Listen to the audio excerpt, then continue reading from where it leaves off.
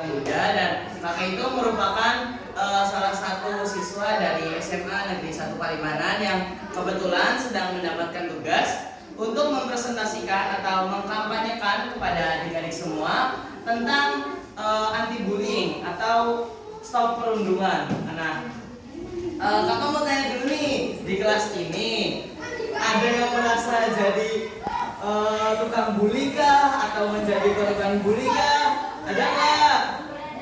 Ada, benar nggak ada di sini.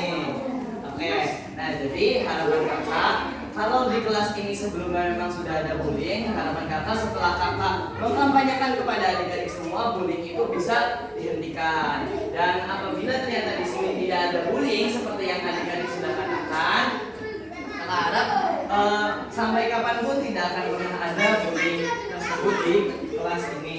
Nah, kakak mau tanya dulu nih, kalian tuh senang gak sih kalau punya banyak teman?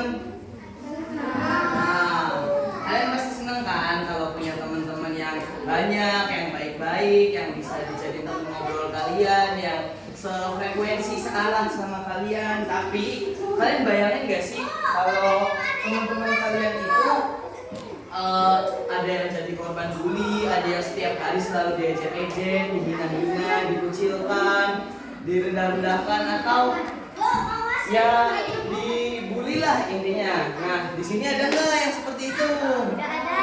Tidak ada.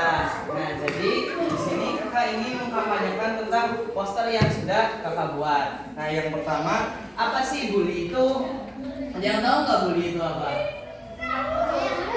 Tahu. Jadi bully itu merupakan suatu tindakan yang menyakiti orang lain, baik secara fisik, verbal, perkataan, atau dari segi apapun itu yang dilakukan secara sengaja.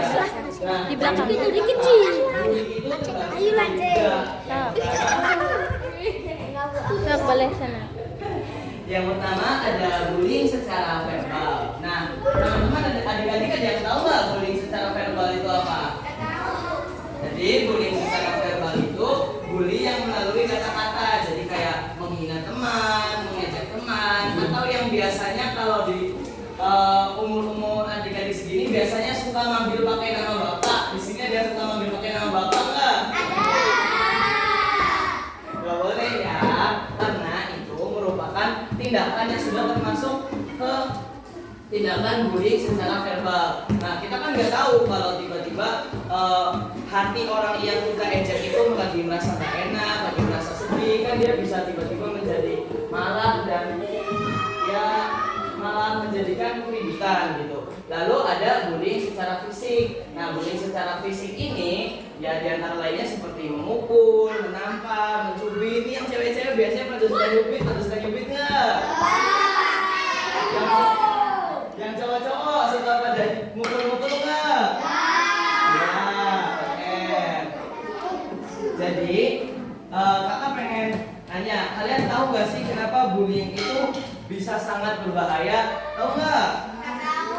Nah, bullying itu bisa sangat menyakiti karena yang pertama bisa membuat hati orang lain sedih. Kalian bayangin gak sih kalau kalian ini merasa udah berusaha nih jadi orang yang baik, udah berusaha jadi baik, berusaha jadi diri kalian sendiri, tapi ternyata lingkungan kalian nih malah pada menghina-hina kalian, mengejek kalian, membuli kalian, mengecilkan kalian. Itu kan tentunya bakal menimbulkan rasa sedih kan bagi teman-teman kita yang mengalami